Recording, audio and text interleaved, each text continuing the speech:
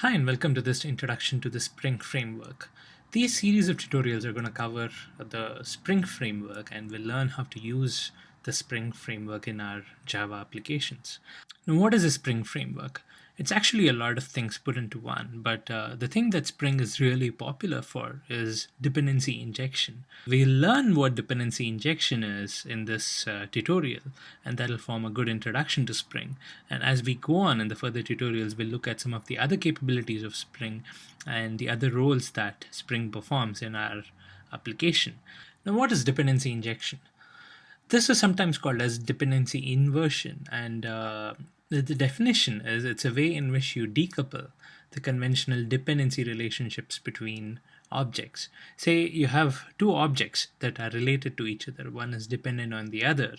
The idea is to decouple this dependency so that they are not tied to each other. I'll just take an example to explain what this concept means. Now, let's say I have a drawing application and I have code that draws different shapes, a triangle, a circle, and a square, and I'm using that code in order to draw certain shapes on the screen. Now I have a circle object, say, and the circle object has a draw method, and I have a triangle object, and the triangle object has a draw method.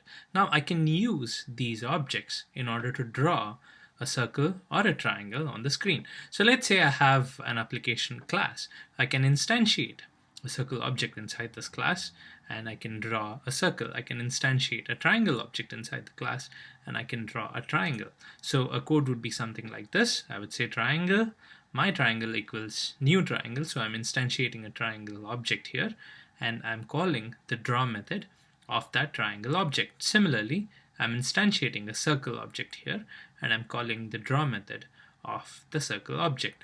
Now let's say I don't want my application class to be tied specifically to these objects. I want to use polymorphism. Now how do I do polymorphism here?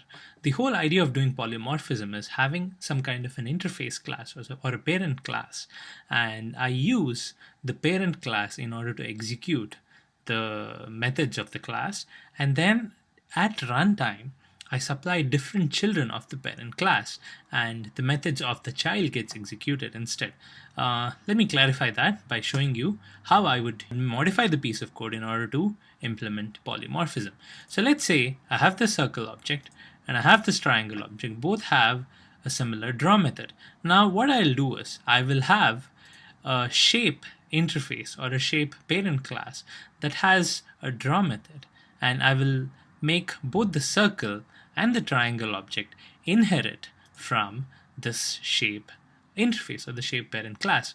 Now what's going to happen is the circle object is going to override the draw method of the shape, and the triangle object is going to override the draw method of the shape. Now this draw method of the circle will contain the code to draw the circle, and this draw method of the triangle will contain the code to draw the triangle. Now if I have to use polymorphism in my application class, what I would do is in my application class I would write code like this. Instead of initiating a triangle, what I would do is I would say shape equals new triangle. Instead of saying triangle equals new triangle, I'm going to put this inside a shape object. Similarly, I'm going to instantiate a circle and put it inside a shape object. Now what I'm going to do is I'm going to call the shape.draw. Now if shape has a triangle, it's going to call this draw, and if the shape has a circle object, it's going to call this draw. So this is actually polymorphism in action. We are doing something that uses polymorphism concepts. Instead of calling the method of the object itself, I have a handle to this parent object, and I'm going to call the draw of the parent object. Now this parent object could be an abstract class, it could be an interface. The whole idea is that I do not know which object I have when I'm calling this particular shape.draw. Okay, so this is a simple implementation of polymorphism. Actually, it's not really polymorphism because see, what we are doing here is we are still tying the code to a triangle or a circle. I'm still instantiating a circle object inside the application class if required, or a triangle object inside an application class if required. So the application class always knows whether it's a triangle or a circle. So there's really no point in using a shape. You're not getting any benefit out of it. It's still hard-coded to use either a triangle or a circle. So we'll take this a step further. So what we'll do next is, instead of having the code hard-coded, what I'm going to do is I'm going to write a method. Okay, I'm going to have this method called myDrawMethod, and this is going to take shape as a parameter. Now this shape could be anything. It could be a circle or it could be a triangle. Now this method does not know.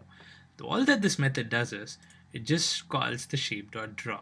Now depending on what object you pass to this myDrawMethod, if you pass a circle, this myDrawMethod is going to draw a circle because it's going to call this method. Now if you pass a triangle, the myDrawMethod is going to draw a triangle because it's going to call this method. But essentially what we're doing here is the myDrawMethod does not worry about what shape it is. It knows that whatever object is being passed is a shape, and it will have a draw method. How it's actually implemented in a circle or a triangle is not the business of this method. It just calls the draw method, and depending on what object is passed, it draws a circle or a triangle. So this is fine. We have actually removed the dependency of the circle or the triangle from this method. But still note that somebody has to pass this object to the myDrawMethod, right? There's somewhere an object is created, a shape object is created, be it a circle or a triangle. Somewhere that shape object is created, and this myDrawMethod is called. So there has to be another piece of code in this class which has the initialization. Say somebody has to do this, shape equals new triangle. Somewhere else in the class this has to happen, and then we need to call the myDrawMethod by passing this shape. So we are still tied to this new triangle, right? We are still not free from it. Somewhere else in the class we need to have this new instantiation, and we still know what's going to happen. So no matter how many ever times you run this class, it's still going to draw a triangle because we have this new triangle in place. Now if you have to change this, you will have to modify the class. Of course you don't have to change the method because this you have insulated, right? We do not have to change this depending on whether you want to draw a circle or a triangle. We have taken that dependency out of this part, but we have added it in this part. So if you have to change this to a circle, I'll have to change this line of code, and the same class will have to be modified. Okay, so now we'll take it a step further. What we'll do is this dependency, we'll take it outside the class. Okay, and the class will not know what shape it's drawing. The class will just have a shape, and then we will expect some other class to provide the shape for us. So right now what's happening is, in our application class we have this triangle object, right? Because we have a new triangle inside this application object. So what we need to do is we need to have a shape object here instead of this triangle object, and we will ask somebody else. We don't know who that person is yet, but we'll ask somebody else, some other class, some other object, to add this triangle or shape or circle into this application class object. So this is how it's going to work. What I'm going to do is I'm going to have a drawing class. Okay, this drawing class will have a class member variable called shape. It's not going to be a member variable triangle. It's not going to be a member variable of circle. It's going to be a member variable of type shape. Now assume that I have a code like this. I have a class drawing. I have a private shape object. Now what I'll do is I'll define a setter here. I'll define a public setter, set shape, and I will take a shape object and I will set it into this shape. Now this can accept a circle, this can accept a triangle, tomorrow it can accept a pentagon, hexagon. As long as it's a shape, it'll accept this object. And whatever object, whatever shape object is passed, it's going to set it inside this class. It's going to set it as a member variable. And then I have a draw shape method, which just draws, it just calls a draw method of the shape, whichever has been set. Note that this does not do an initialization. You don't see a new shape here, you don't see a new triangle or a new circle.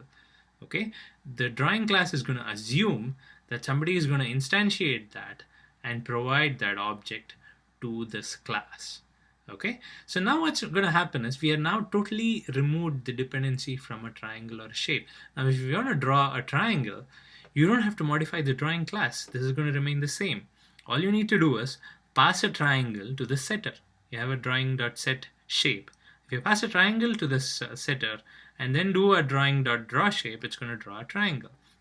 If you pass a circle object to the setter, you say drawing.set shape and you pass a circle object, and then you do a drawing.draw shape, it's going to draw a circle. So what's going to happen is in a different class, you will be doing this. You will be having a triangle, my triangle equals new triangle. I will instantiate the triangle, and then I will have an object of this drawing class.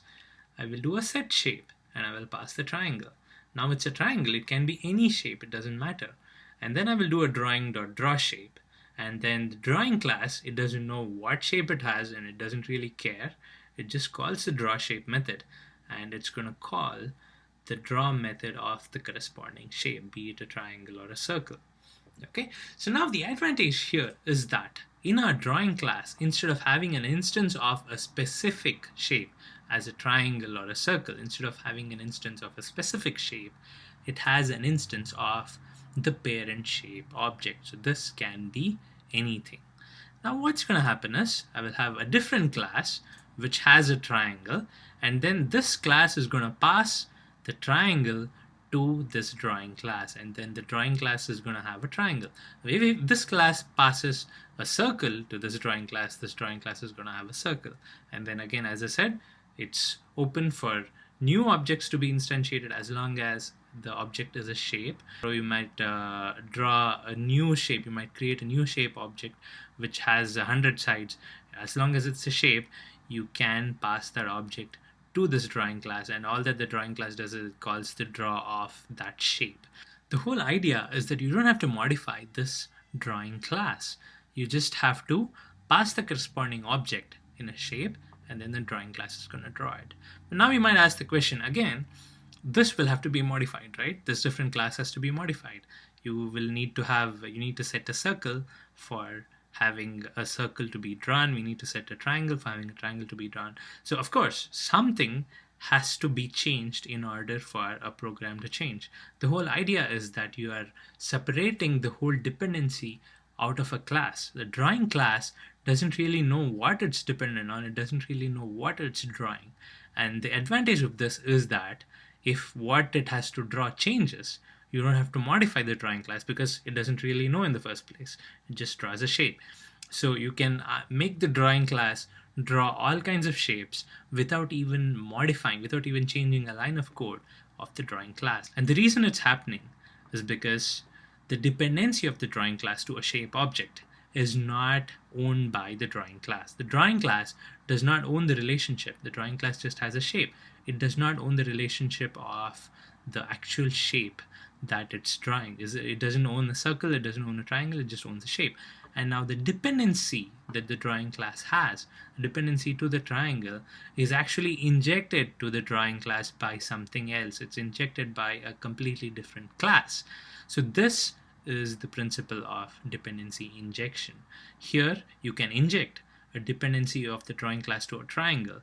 You can later inject a dependency of the drawing class to a circle. So the dependency is not hard-coded in the class, it's actually injected by an entity outside the class. So this is the whole concept of dependency injection, and this is something that Spring makes it very easy to code. Actually, what happens is that this different class that we said, we still need to write in this scenario, we need to write this different class that instantiates a new triangle and then injects the dependency to the drawing class. Even this is taken care of by Spring. You just tell Spring saying, hey, I have this object, now inject this dependency to this object. So you don't have to write this class, you just call the draw shape and then you configure Spring to inject the right dependencies to the right objects, and Spring takes care of that. So this is a very high level overview of dependency injection. I hope the concepts are clear. In the next tutorial onwards, we will use Spring to actually implement this dependency injection, and whatever questions you have, I hope it'll get clearer down the line.